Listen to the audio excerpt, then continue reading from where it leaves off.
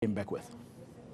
Tomo Village to verify claims that have been made by Khato Civil. This is the company that was responsible for implementing a water infrastructure and sanitation project in Giyani to 55 villages.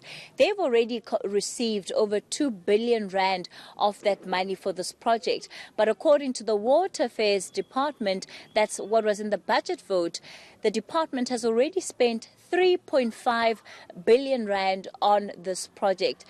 Tomo has been listed by Khato Civils as one of 21 villages which have already benefited from the project. Well, let's find out from the leaders of the tribal authority here in Tomo. I'm joined by Shiviti Mbazima.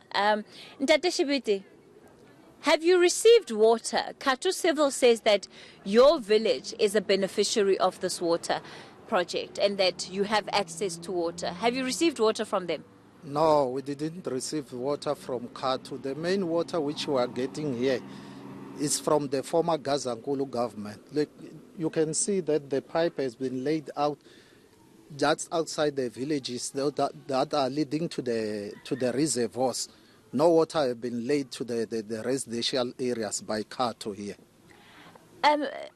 Ntate Shibiti, are you sure? Because Khato told us that 21 villages have already been switched on, and they confirmed again that Tomo is one of those villages that has received this water that they are supplying. That I'm talking is true because I have contacted the councillor just now and he said there is no water which had been laid by Khato here. All right. So this water that you're getting now is water that was put down or infrastructure that was put in by the former government? Yeah, the infrastructure was put down by the former Gazankulu government way back in 1992. What do you know about the Khato project? Have you been told anything as a member of the traditional authority? Have you been given a progress report about when you can expect water? No, when they come here, they said they will lay water inside the villages, but we didn't know where they gone to up to now. I heard some news that they have gone away. We have not been told anything up to now.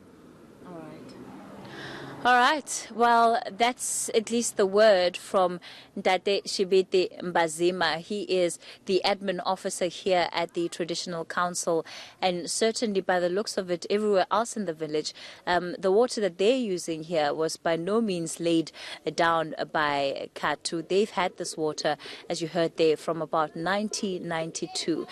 So it looks like Tomo is certainly not one of those villages that is receiving water, and we have been struggling to verify that list that was given by Khato Civils. Cathy Mohlahlana, I'm out in Giyani, Limpopo.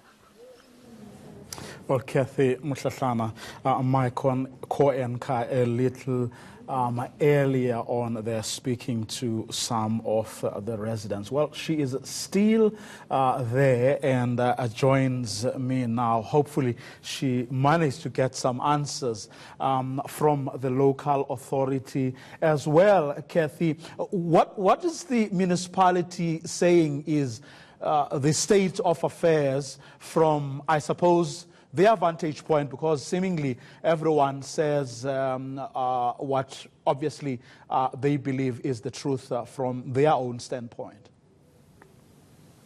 Absolutely, and you know, if you ask the municipality, they'll send you straight to the door of the Lepelle Northern Water, which is the implementing agent that was hired by the Department of Water Affairs to oversee this project. They're the ones that brought in LTE as a consultant and Khato Civils as the contractor that is supposed to be working on this project. Now, earlier, Khato told us on eNCA that they had stopped work into this project because they had not been paid. Well, to respond to some of the issues that they raised, I'm joined now by the Chief Executive of the Lepelle Northern Water, Phineas Lerodi. Ntate Lerodi, thanks for your time. You're the implementing agent for this project, so ultimately part of the responsibility of how it pans out rests with you.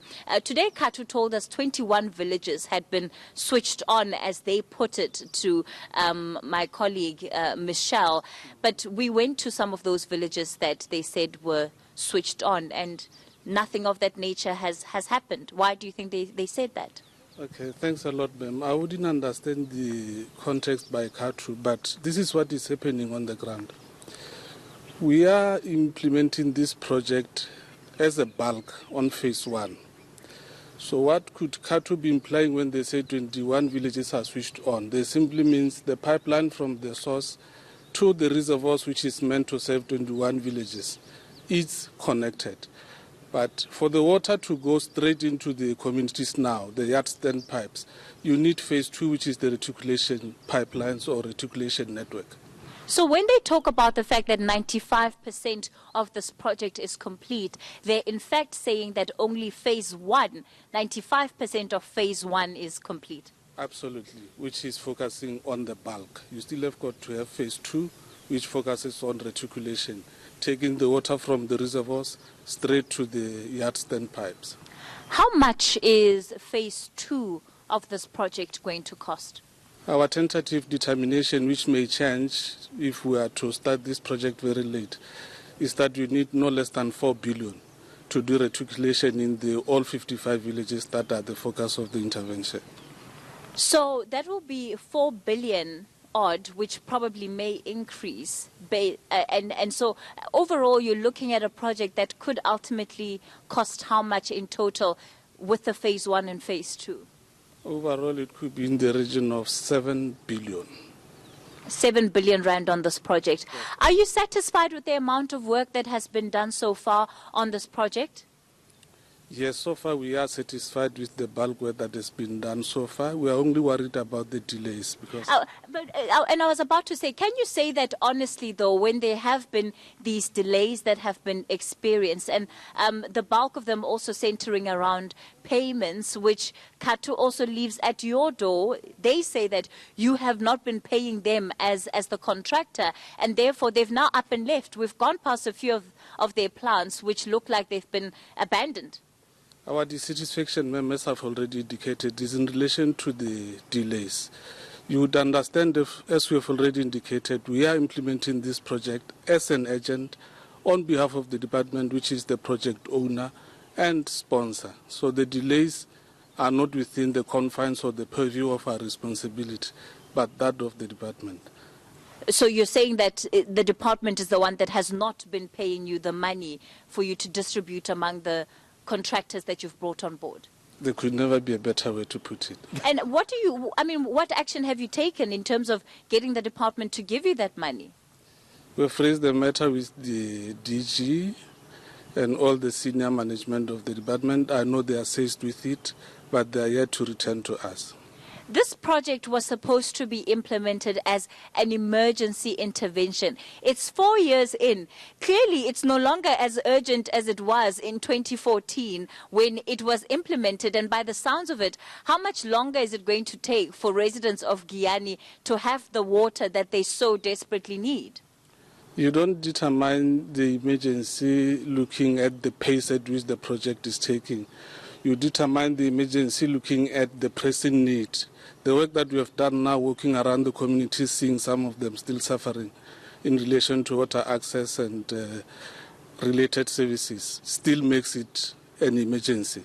So it will still take, I think if everything goes up to, or according to the plan, it can take up to January to have phase 1 completed. Yes, but in total, how much longer is it going to take for residents of Giyani before they actually have running water with phase 2 included? Because there's no point talking about phase 1, because you've said even if phase 1 were to be done tomorrow, it would mean nothing for residents. Well, ma'am, I can only answer for phase one because currently I'm directed to implement the bulk infrastructure, which is phase one. Phase two, I think we are waiting for the determination from the department as to how would they go about rolling it out. Yes, but you've been able to tell us how much it would cost. Surely there's a time frame that you've been able to attach to it. So if I have to answer the people of Giyani that we've been speaking to today, who, by the way, say they have little communication from organizations like yourself in terms of giving them updates, if I have to go back and give them an answer about how long it's still going to take before they have water, what is that time frame? Ideally, it should be 2 years if we are to implement phase two reticulation. But that's if phase one goes on. Both. If phase one goes on, then there are no delays for implementation of phase two. Okay. Yes. At this point, is there a way that you're going to resolve this deadlock over payments to allow this project to continue? Like I indicated, the DG is already faced with the matter. There's been some discussions held between my office and her office, as well as the service providers. We are hoping for a solution very quickly. All right. That's where we leave it for tonight. Phineas Lerodi is the chief executive of the Lepelle Northern Water. As you heard there, Vuyo, still many billions needed and still many more years, at least, before the residents that we spoke to find the reprieve that they're waiting for. So at the time frames we're working with today, it will at least be 6 years that this entire project has taken to be implemented. And one wonders whether, in fact, it is being treated with the urgency and the emergency that it was initially when it was brought into being.